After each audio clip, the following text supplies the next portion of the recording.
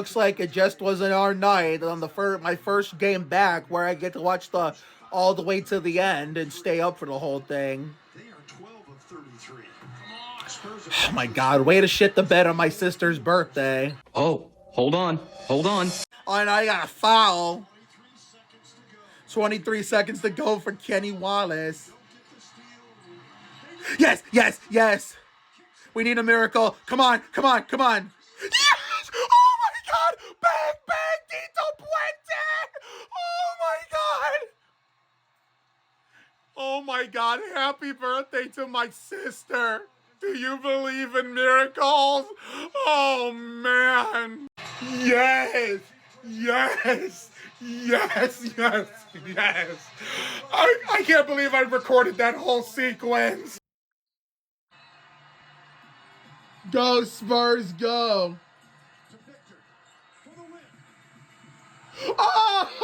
Oh man.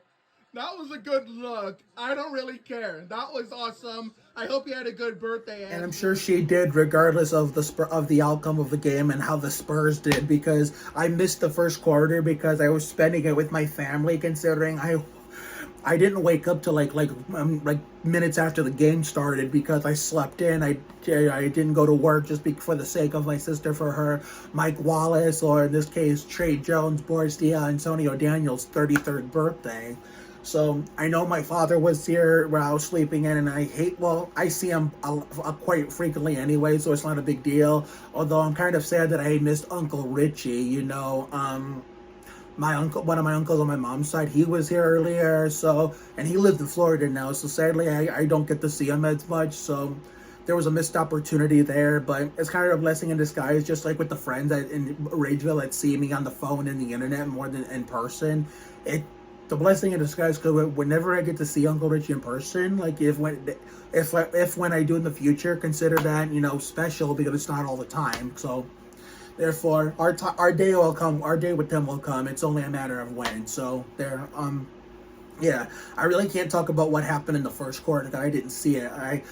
As soon as it ended, I abandoned my family to go in the basement, the office studio, to watch the game, and we had a really big lead.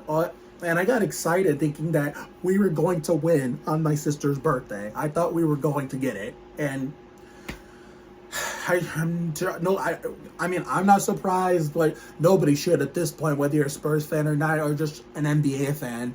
These modern day Spurs don't know how to hold on to a big lead like Duncan's Spurs did. Sure, Duncan's Spurs blew leads too, and very rarely did they never make up for it, because usually 90 to 95% of the time they'd always make up for it and still find a way to win, even if it's by a slim margin. Or if it's a semi-huge margin, after those Duncan Spurs could be up by 25 points, they blow it, but most of the time they usually find a way to make up for it and win by even it will still win, even if it's by a close margin or a semi-huge margin after that 20-some point lead, for example. But anyway, these modern Spurs don't know how to do that yet. And I know there was a lot of people that thought Wemby was gonna be the savior to fix all these problems we've had since 2019, 2020, with or without COVID in the bubble, but damn well he's not Tim Duncan or David Robinson. I know Robinson, because the Spurs were bad up until Robinson was drafted in 87, but then they had to wait 2 years, so 89, 90 to get him, because his naval commitments and all that stuff, because he was in the Navy. And Robinson did fix the Spurs, problems right away, and they were playoff contenders again. They could just never get over that hump to get to the finals. And I know the biggest heartbreaker was when I was a year old, 1995, when Robinson won his first and only league MVP. And a lot of people, Spurs fans and non-Spurs fans, and as well NBA fans in general, say that should have been his first ring, which also would have been his only ring before Duncan. That should by that logic, those people are saying that should have been his only ring before Duncan was there. But Hakeem Olajuwon and the Houston Rockets said no, because they were just too much. And of course, we know about the nightmare 96-97 season that people had to endure a year before we moved to West 122nd. And then the Spurs got Duncan in the draft in the June of 97. As they say, the rest is history. I moved to West 122nd in early 98. My dad turns on a Spurs home game on NBC. I don't know against what team in the Alamo Dome. I was into the Donut Repair Club, which had that pink donut in a medium-sized pink box named Duncan. So I was obsessed with that show. My dad happened to see the Duncan jersey. Like, Mark, look, Duncan, just like the Donut Repair Club, Duncan the Donut Man. And the rest is history. And that same season, Duncan immediately turned it around. But not everybody's going to be, not every number one pick that Spurs are going to get in their existence. And down the road, it's going to be Tim Duncan and David Robinson. And Wemby's no exception. So it's NBA isn't what it is anymore. Back in the 80s and 90s, hell, even the 2000s. Even though, to be fair, in the 2000s, LeBron was selected number one overall, as the Cavs were either feast or famine. Every year they existed. One year they were fighting for barely fighting for a playoff spot. The next year they were fighting for a lottery pick. But I'm not saying this as LeBron here. I don't even like LeBron, but this has nothing to do with it. I mean, don't forget, even in the 2000s, it was starting to fade away. As an example, LeBron was selected first overall by Cleveland, everybody knows, but guess what? He missed the playoffs in his first 2 years. But, he still turned out to be, a great player, even though I don't like him. But anyway, Duncan turned out to be one of the greats, and so did Robinson, turning the Spurs luck around. That was back when you drafted a star, you knew if you were lucky, he was going to make you guys a playoff or a championship contender in this first year. A lot of times it was like that in the 80s and 90s, and it started to die down in the 2000s. It happened like every once in a while, but nowadays you don't see that. I was wrong to say on Facebook that when someone posted on there that the trend was, when Robinson was drafted and finally started playing 89 after waiting, Spurs had to wait 2 years. Spurs went 56 and 26. And Duncan, same thing when he was drafted 97, 98, 56 and 26. And call me crazy all you want. This prediction didn't age well. I thought the trend was going to continue and Wemby was going to get the Spurs 56 and 26. And boy, I was way off on that. So that's one pick I got wrong. One pick I got wrong. So Wemby misses the playoffs in year one. And this was my first game back on TV that I got to see from all the way to the finish, even though I missed the first quarter. But let's just talk about what happened in the game, because I'm talking about your Spurs knowledge in general. So therefore, we blew a 17-point lead. It was down to at least 12. Okay, that's manageable. But then they just let Memphis hang around and get back in the game. And then just like that, the lead was gone. I think in the second quarter, or was it the third quarter? I can't remember. They went on a mini run at one point and got out to a semi-comfortable lead. But Duncan Spurs usually know how to keep their foot on the gas. So as I said on Facebook, pedal to the metal. Unfortunately, these modern Spurs don't know how to do that shit either. So therefore, they let them back into it again. And then the third quarter, Zach Attack Collins, one of my favorite current players, was dog shit tonight. He played like absolute ass, and to the point where he fouled out to add fuel to the fire. So, and only scored 4 points on top of that. So therefore, it looked like Memphis had it in the bag with a comfortable lead to win the game, but the Spurs were not going out without a fight. The third quarter, I'm trying to remember what happened in the third quarter.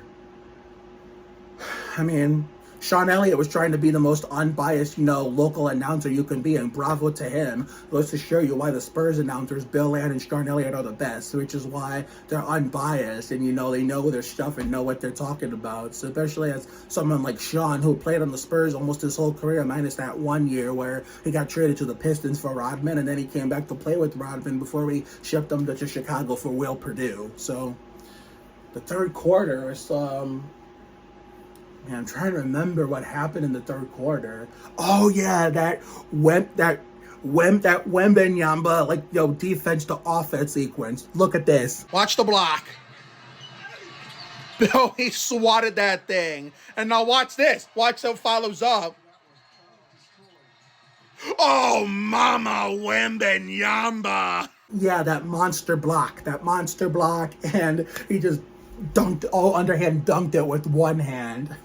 I was trying also not to be too loud and scream at the TV as much as I normally do. Not only because my grandparents were above me sleeping in the living room, but my niece is in town, so that's why I was trying not to wake her up, and she's sleeping right now, so that's why I'm not talking as loud as I normally would in my videos. And my cousin, well, not so baby cousin Nico, spent the night, so therefore they're probably getting ready for bed, so I have to keep it down. I just, put my mom to bed, because isn't it funny how when you're young and you're a kid, it's your mom or your dad tucking you in, and as soon as you get older, whatever the reason might be, well, normally I don't really tuck my mom in, but I have to this time because she's still recovering from, this, horrible things she's been going through. But either way, it's funny now how I'm tucking her in and putting her to bed. But even though we normally don't, I normally don't do that because she can do that on her own. But she's almost nursed back to health. I'd say she's like 45 to 50% back to health. So she's getting there. She's starting to walk better now. Yesterday, she was holding on to the walker with no hands, which is a good sign. One of her legs is finally getting better, but that's a whole nother tangent for another day, another video. But yeah, that Wembanyama block, just the dunk, was like the highlight of the third quarter. Fourth quarter, it looked like, our game was over early, and then we decided to come back with not go down without a fight, to the point where we ended up tying the son of a bitch at 97, and all we needed to do was get a defensive stop in order for us to have a chance at, maybe getting the win, and on my sister's birthday. But of course, those two Jacksons, Gigi Jackson and Jaren Jackson Jr., Jaren Sr.'s son, and that, number 3, I can't remember his name, that sounds like he was a Spanish guy. Those motherfuckers son that team scare me, no matter if they're fully healthy or not, and they were pretty damn good. They torched us tonight. And Jaren Jackson Jr.'s game winner was a perfect example. That was scary. And here we had a shot to win, with maybe 1.2 seconds left on the clock. I don't fucking remember, but Solohan was about to inbound the ball, but then they called timeout, letting them use their last timeout. I was like, oh, come on, I want to see how this shit ends up. Why are we wasting fucking timeouts for? And then Vassell looked like he was going to shoot a corner 3, but they called timeout. It's like, are you shitting me? Just fucking end the game and inbound the ball so we can see how this fucking thing ends, see if we win or not. And so Wemby got the ball, but he didn't have a good look. He was going to need a miracle out of hell bigger than the one we tied at 97 to, get us the win. And no surprise, there was an air ball because he was in a terrible position, but I even said, though, the least we could have done for my sister tonight is win. If not, so be it. Only because we're out of playoff contention. We got nothing to lose. So, therefore, I look forward to tomorrow night's game. And at least we better take down the king of pissing it up. We call shitbang. When that Isaiah Stewart kid from the Pistons, shout out to Conrad McDonald and Kenneth Dozier, Pistons superfans, punched him in the tunnel.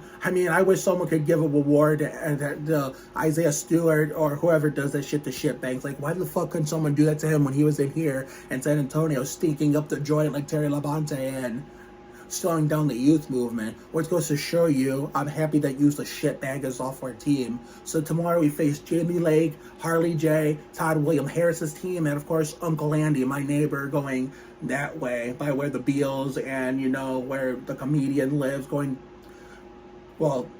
by the no area of turn 4. So therefore, Zane's uncle, Zane's, my 15-year-old best friend whose uncle is my neighbor, and I became a Zane Smith fan because of that name connection, because when I met him in 2019 and saw him again in 2020, but I couldn't give him a hug because we had to do socially distance, so we had to take a socially distant picture. I didn't see him again until last year. Now he's about to be 16 this year, so therefore maybe I'll see him again this summer.